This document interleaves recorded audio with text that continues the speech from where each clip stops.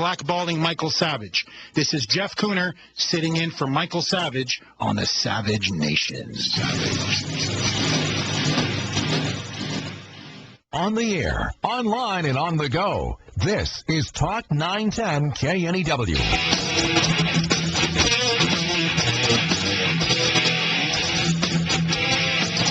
This is Jeff Kuhner from the Washington Times, filling in for Michael Savage on the Savage Nation. Why is the conservative media blackballing Michael Savage? I want to hear from you. Let's go to Pablo in Houston. Pablo, welcome to the Savage Nation. Thank you for your time. I'll just start by saying this. They will not allow this to happen again. I'll go ahead and take you real quick. Back in the 90s, the icons from then were Arsenio Hall, Rosalie Jesse Raphael, Oprah Winfrey. There was other people that just kept saying Rush Limbaugh. And I was not listening to talk radio, so I was curious, well, who is this guy? Who is this Rush Limbaugh? They will not make the mistake again. They are containing him. This is coming from the conservative party and the liberal media. Nobody will make that mistake again. You have to understand, for somebody that was not listening to talk radio, I now became a talk radio head because they kept talking about Rush Limbaugh. And I agree with you. He's weakened very, very much as opposed to Michael Savage. I mean, it's not even a comparison.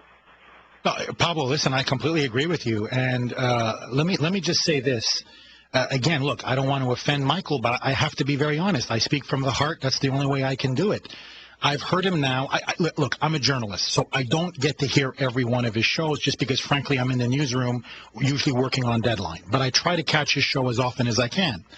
On several occasions, I have heard him say he's 67. Maybe it's time for him to retire. I think he's making, it's up to him. Look, if he wants to retire, it's up to him. He's made enough money and he can take care of his family, and God bless him. But honestly, I believe he is making a huge mistake. I believe that he is now in many ways still in the prime of his career. To me, a man between 55 and 75 is when he is truly at his intellectual height. This is when a man has attained that much wisdom, experience, and intelligence, where I believe he is at his most effective. And I believe that Savage has at least another 5, 6, 7, 8, maybe even 10 excellent years ahead of him. And right now is the time for him to lead an independent conservative movement. He keeps rising. The others keep declining. And if you look at Rush Limbaugh, I believe, yes, Obama has singled him out. Why? Because I believe he can make him into a conservative caricature. I believe that in the end, the liberals think they can make him into their poster child so they can beat up on the conservative movement.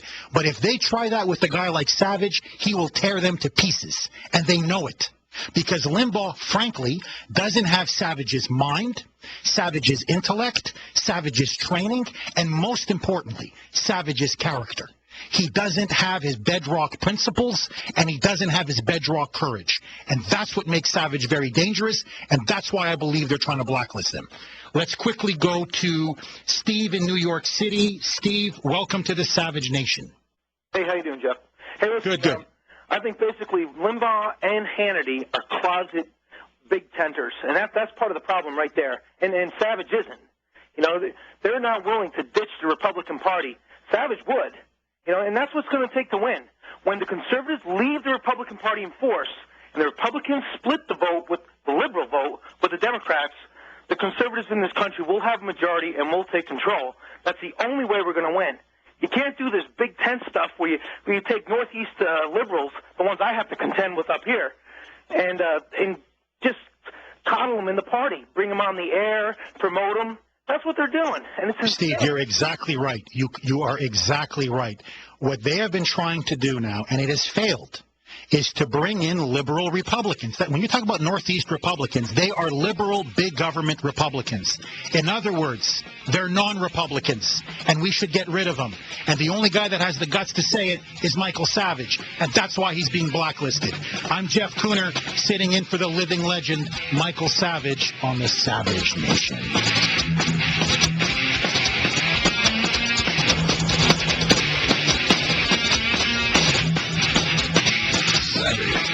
Michael Savage. Afternoons 3 to 7 on Talk 910 KNEW and online at 910KNEW.com.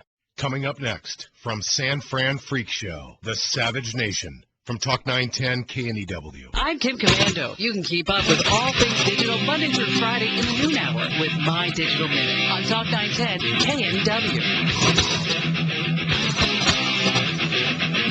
KNEW. Warning. The Michael Savage Show contains adult language, adult content, psychological nudity. Listener discretion is advised.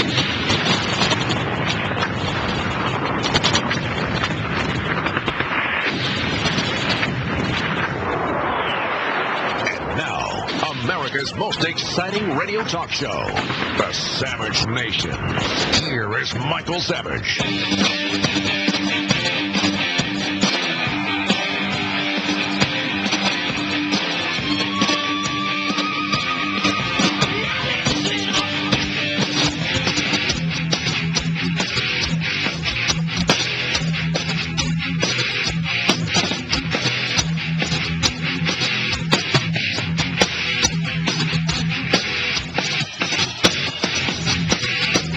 Like to thank President Obama, Secretary Clinton, Vice President Gore, who we also call Al, to our loved ones, friends, colleagues, and to the complete strangers with the kindest of hearts who showed us so much love and sent us so many positive thoughts and energy. We thank you. We could feel your love all the way in North Korea. It is what kept us going in the darkest of hours. It is what sustained our faith that we would come home. That was Laura Ling, one of the released American journalists. This is Jeff Kuhner from the Washington Times, filling in for the living legend Michael Savage on the Savage Nation. Michael is off today, but he will definitely be back, batteries recharged and ready to go. What can I say? I mean, that was a very emotional, moving testament from Laura Ling. She, along with Yuna Lee, were finally released. They came home today to a very emotional greeting. President Obama obviously getting a lot of credit, but in particular Bill Clinton, former President Bill Clinton, who went down to North Korea, to Pyongyang, personally met with Kim Jong-il, negotiated their release, and of course Al Gore, who in many ways is the boss of these journalists because they work for one of his media companies. And so it was basically a return to the 1990s. Here you have Al Gore and Bill Clinton back again in the limelight. You know, I have to be very frank. I am very happy that both Ling and Lee are home. They are Americans. They were kidnapped when they were in China near the North Korean border doing a piece on refugees. They were sentenced to 12 years hard labor by a kangaroo North Korean court. Clearly they were held as political hostages by that brutal dictator, Kim Jong-il, Mini-Me, this sort of megalomaniac dear leader who keeps shrinking every time I see him. But anyway, they were held in a dungeon. People feared for their very safety and their very lives. And this has been an issue now that's been going on for the last couple of months. And I am very happy that they are home, that they are safe and sound, and that they are with their families. But I have to say, I believe that in the annals of history, when people look back at this time, they will see this as a watershed moment. Because what we did here was we profoundly betrayed American national interests. We had our former president go down to Pyongyang. Now think about this. This is the man who was president of the United States throughout the 1990s. He goes with the full prestige of the presidency. And he goes on a private humanitarian mission, or he claims. Yet his wife is the Secretary of State, Hillary Clinton. So I don't buy it, and frankly the North Koreans don't buy it, that this is a private humanitarian mission. And he goes to Pyongyang, the capital of North Korea. And right there at the airport, who is he greeted by? But by North Korea's top nuclear negotiator. In other words, the North Koreans are basically telling us to our face They are going to link the nuclear weapons issue with these two American journalists.